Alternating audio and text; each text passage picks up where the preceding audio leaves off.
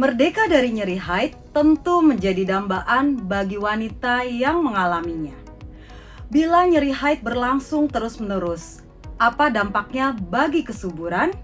Saksikan pembahasannya dalam topik Merdeka dari nyeri haid. Oke, sahabat-sahabat Nutrima, kita langsung aja bahas nih Merdeka dari nyeri haid. Nah, Dokter Ferry, ini kasus nyeri haid sebenarnya dibilang nggak semua yang merasakan, karena saya pribadi juga jarang. Nah, dok, nyeri haidnya ini sebenarnya mana nih dok yang normal? Keluarnya deres atau enggak? Terus berapa hari sih sebetulnya yang disebut normal? Baik, kalau kita ngomongin haid normal itu biasanya jaraknya antara berapa harinya ya? Harinya biasanya antara 3-7 hari, Mbak Erni. Tapi ada sebagian kalau perempuan sudah mengalami lebih dari 7 hari, ya perlu aware, ya perlu dicari tahu. Itu berarti haidnya lebih panjang, gitu Mbak Erni. Oke. Jadi kemudian kalau apa lagi? 3 hari, nah itu sebetulnya masih normal ya, karena 3-7 hari termasuk normal. Nah, ya, kemudian 3-7 hari dok, iya kadang-kadang kita khawatir juga dok kalau keluarnya itu sedikit-sedikit, atau ada juga yang khawatir justru kalau keluarnya deras. Nah, tergantung nggak sih dok dengan volume darahnya nih haidnya normal? Baik, jadi kalau untuk berapa banyak keluarnya, ini dari penelitiannya Vigo yang baru disampaikan bahwa perempuan yang paling ngerti nih Mbak Erni tentang gimana siklus haidnya. Kalau biasanya merasa haidnya lebih banyak daripada biasanya, harus segera aware, segera periksakan diri ke dokter. Tapi kalau misalnya rasanya kok haidnya biasa-biasa aja gitu, masih nggak apa-apa gitu ya. Nah, sebenarnya kalau yang sebelumnya kalau saya biasanya sampaikan sama pasien, lebih mudah juga untuk tahu berapa banyak haidnya itu dengan berapa pembalut yang dipakai Mbak Erni gitu. Jadi misalnya udah beli 1 kotak pembalut, ya artinya kan kira-kira 10 ya. Nah itu ya masih normal. Tapi kalau misalnya sampai perlu 2-3 kotak pembalut, nah ini harus hati-hati. Jangan-jangan ada sesuatu yang membuat berdarahnya lebih banyak Mbak Erni gitu. Iya.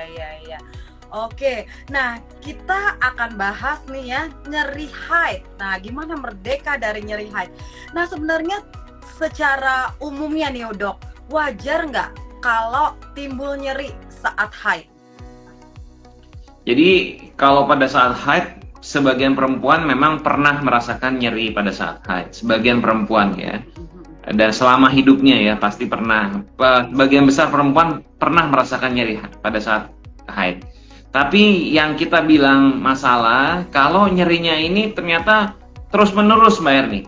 Nah, karena sebenarnya kalau rasanya kram ya, sedikit aja nyerinya gitu ya, bukan sampai nyeri, tapi kontraksi dari rahim itu mungkin terasa. Tapi kalau nyeri yang artinya dia sampai mengganggu aktivitas, membuat perempuan yang biasanya anak sekolah gitu, perempuan yang sekolah jadi nggak bisa sekolah, atau bunda yang biasanya kerja jadi nggak bisa kerja. Tadi ada bunda yang komen kalau pas lagi haid bisa sampai guling-guling, nah itu artinya nyerinya udah tidak biasa lagi. Nah begitu. Iya. Nah, penyebabnya apa sih dok timbul rasa nyeri haid ini? Kalau kita bilang nyeri sakit kepala, nyeri kepala gitu kan kadang kita masih bisa ditahan. Tapi kalau ini nyeri gitu, apakah ada sesuatu di dalam rahim kita atau gimana nih dok?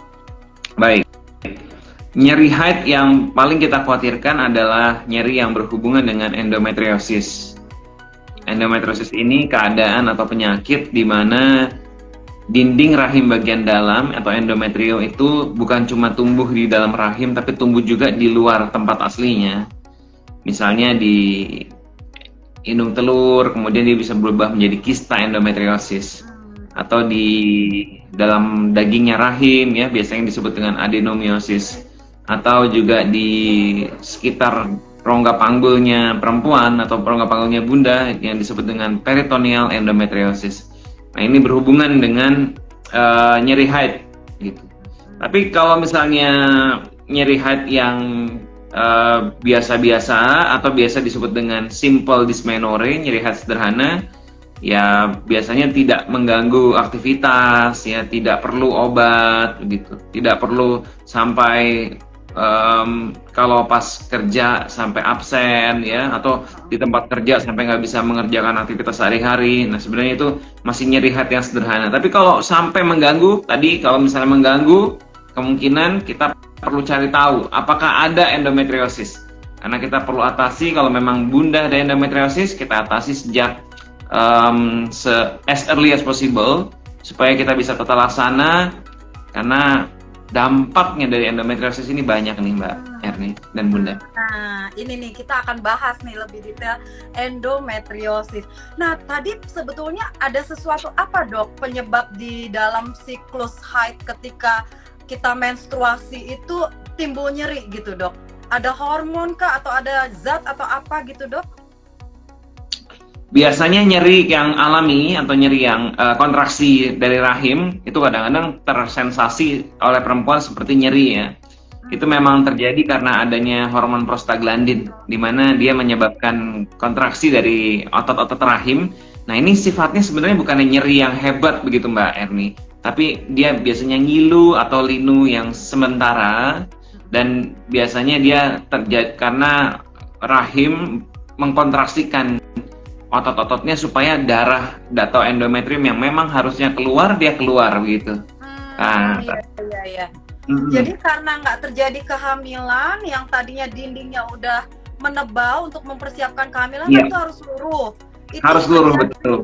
Prostaglandinnya ya dok ya? Iya, betul. Itu yang menyebabkan sensasi kontraksi atau linu ya, biasanya kram. Nah, ini masih wajar kalau kram-kram ringan, masih wajar Mbak Eri. Tapi kalau misalnya tadi sampai mengganggu aktivitas, harus berhati-hati. Iya.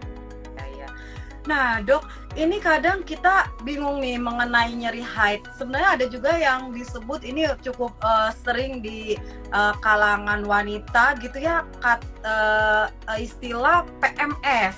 Nah, apa nih bedanya PMS dengan dysmenor? Baik, kalau nyeri PMS ini kan premenstrual syndrome.